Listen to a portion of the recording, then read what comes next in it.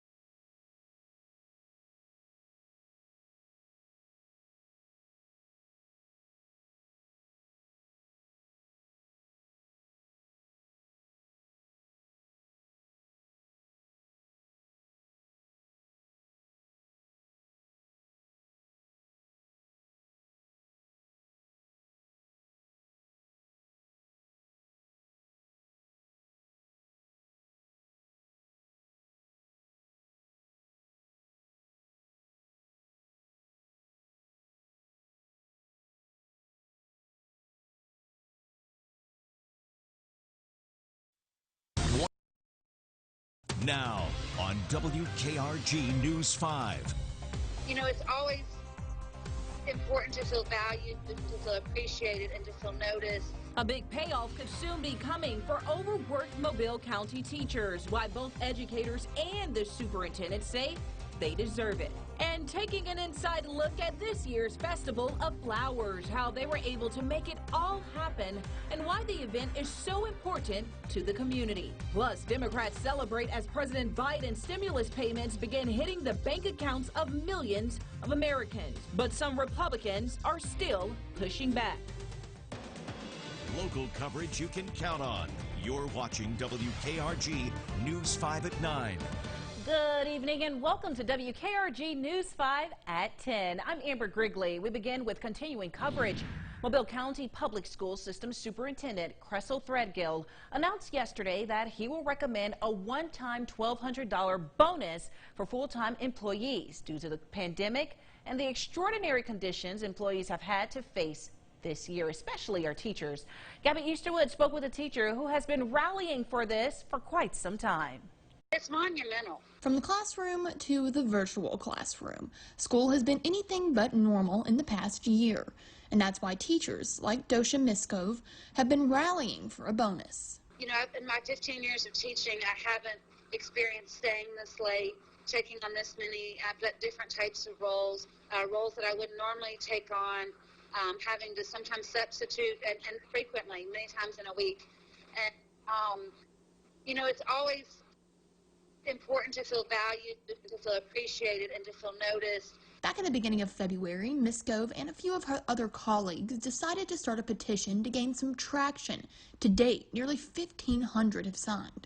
You know, positive feedback from the community. So when we finally saw the email, we're like, okay, that's a big break in what was going on, and we felt like a positive move toward what we were working on. On Friday, Superintendent Threadgill announced he saw this alongside all of the employees' tremendous work this year and will be recommending a $1,200 bonus, saying in part, quote, "Because we as a district have practiced patience and have made tough decisions that have set our district on a positive financial footing for the first time in memory, I am able to tell you today that patience is bitter, but its fruit is sweet."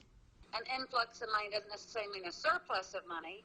Right, and so it could be that, you know, there were other things that we had to cover before we could include a quote-unquote bonus. So it doesn't surprise me that it took a little while. Now, the timeline isn't set on when these bonuses will be given out. It also still needs to get passed by the board. To have the county say that they see that and they recognize that was important, and we just hope they continue, like, listening to us and communicating with us. In Mobile, Gabby Easterwood, WKRG News 5. Washington County School Superintendent Lisa Connell says any student that comes in contact with anyone that has tested positive for COVID-19 will now be required to quarantine at home for at least 10 days before returning to the classrooms. In a statement, Connell says this will take effect starting Monday, March 15th, and teachers and staff will work with students to make sure they do not fall behind.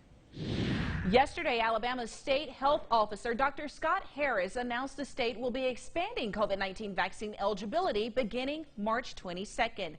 All of those in Phase 1C, including those in finance, legal workers, public safety, the food service, and those 55 years or older will be able to get the shot, opening up vaccines to more than 2 million people and adding an expected increase in demand. It's just our anticipation of what we hope is going to be increase in vaccine supply. We still actually have very strong vaccine demand right now. And we have a full breakdown of everyone who will be eligible for the vaccine starting on March 22nd, all listed on our website, WKRG.com. Florida's governor is suggesting he'll drop all eligibility requirements for coronavirus vaccines as soon as next month. Beginning Monday, all Floridians 60 and older will become eligible for a vaccine. After that, the governor plans to lower the age requirement to 55. Governor Ron DeSantis says the availability of shots will depend on the number of vaccines shipped to the state by federal government, and he believes production will ramp up soon. The CDC now says when you receive the second and final shot of the Pfizer or Moderna vaccines, you must wait some time before the vaccines reach full effectiveness. It can take up to 2 weeks after the second dose before the vaccines reach their 95% effectiveness against severe illnesses. On Monday, the CDC said it is safe for fully vaccinated people to gather without masks, but those guidelines do not apply until the vaccine has reached full efficacy. All right, now to a crime alert. A woman shot in Mobile County. According to the Mobile County Sheriff's Office, a female victim was shot on Pollard Lane near Halls Mill Road and drove herself to the Raceway gas station on Government Street. When police arrived, the woman refused medical attention. No further details on the shooting at this time. Naval Air Station in Pensacola had to secure its gates today after someone on the base called 911 when they thought they had seen a person with a weapon. After a short investigation, Escambia County Sheriff's Office and Navy security forces were able to determine it was just a service member practicing drills and not a threat. A fatal crash involving a pedestrian in Northwest Florida tonight. The Florida Highway Patrol says a 37-year-old Pensacola woman was hit by a car while trying to cross North Pace Boulevard at West Gonzales Street around 7:38 this evening. The unidentified female was pronounced dead on the scene. And happening around town, the annual Festival of Flowers wrapped up tonight in downtown Mobile. As Chad Petrie reports, while plants are at the center of the festival, mechanics are on the side. The Festival of Flowers is known for its pleasing displays of plant life, but also Saturday, the perimeter of Cathedral Square was lined with 20 exotic cars. Probably a person that's liked or loved cars your entire life. You know, when I was a kid, I bought models and put models together, and I've always had a car fetish, but I've always had a car fetish toward exotic cars. Richard Weevil helped bring together hobbyists to show off their exotic wheels downtown Saturday. They're simultaneously great to drive and a beauty to behold. I mean, if you know anything about Enzo Ferrari and the way he thought about making cars, he would put a piece of art on four wheels. And everything is about the engine, the sound, the exhaust note. Members of the News 5 weather team also there, just one of a number of tents drawing people in to help the Providence Hospital Foundation buy more critical care heart monitors. Support of this Mobile community, which has been coming out, and really the Mobile and surrounding areas. It's not just Mobile. They've been coming from everywhere, and we are so grateful for the support of Providence Hospital. Good weather for a big event. Chad Petrie, WKRG News 5.